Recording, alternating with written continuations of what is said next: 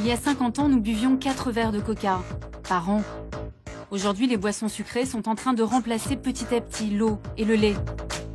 Les sodas sont même devenus la première source de sucre et de calories dans l'alimentation des Américains.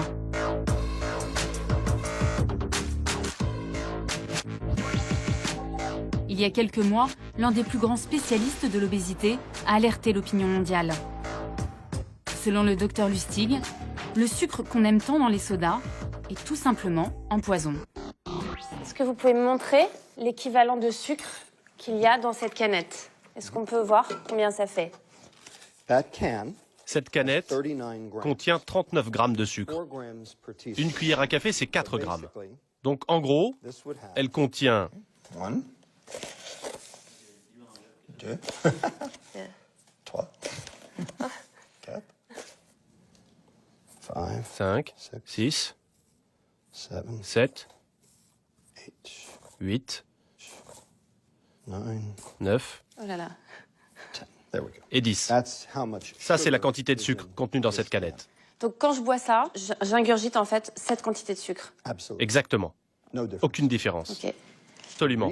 La raison pour laquelle les gens ne parviennent pas à arrêter de consommer ces boissons, c'est parce que le sucre a un impact sur une partie précise du cerveau. Et ça devient difficile d'arrêter.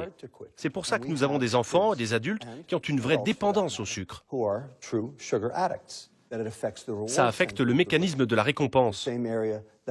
La même zone que la nicotine, la cocaïne, les amphétamines, l'héroïne, la morphine. Ça provoque le même effet. Le besoin augmente en permanence. Car le problème, c'est que plus vous en prenez, plus le neurotransmetteur dans le cerveau, la dopamine, se met en marche. Et plus le système a besoin de doses importantes pour provoquer le même effet la fois d'après.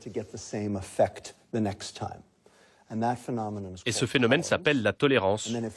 Quand vous arrêtez de consommer, vous avez des symptômes physiologiques. Et c'est la combinaison de tout ça qui fait que vous devenez dépendant.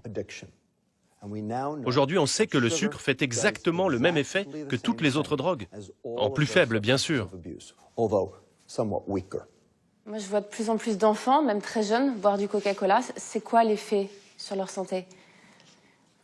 C'est terrible. C'est un désastre qu'on constate tous les jours. Dans les cliniques pour obèses, les gamins ont des taux de lipides identiques à ceux que l'on voit habituellement chez des patients de 65 ans.